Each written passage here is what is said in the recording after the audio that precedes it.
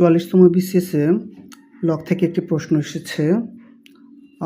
এটি দেওয়া আছে log 10 base x equals to -1 হয়, তাহলে এক্স এর মান কত?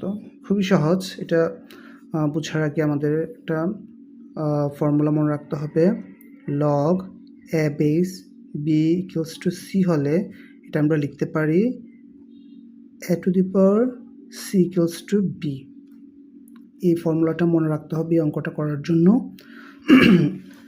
আমি যেটা সবসময় মনে রাখি, এভাবে মনে রাখলে পরীক্ষার সময় সহজে করা যাবে।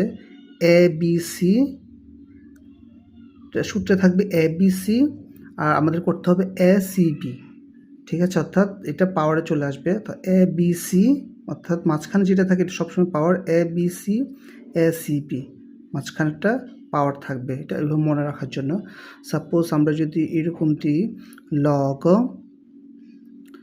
2 to the power x equals to 4, that means 2 to the power 4 equals to x, সুতরাং x equals to 16।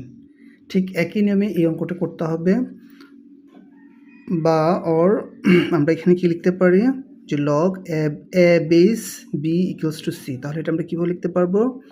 অর্থাৎ এটাকে যদি আমরা এ ধরি আর এটাকে যদি বি ধরি, অর্থাৎ এর উপরে সি থাকবে, অর্থাৎ 10-এর উপরে -1 থাকবে ইকুয়ালস টু এক্স। ঠিক আছে, সুতরাং অর্থাৎ এক্স ইকুয়ালস টু 10 ইনভার্স 1 এটা, তাহলে ইনভার্স 1 মানে হচ্ছে 1/10। ঠিক আছে, সুতরাং x equals to 1/10 equals to 0.1।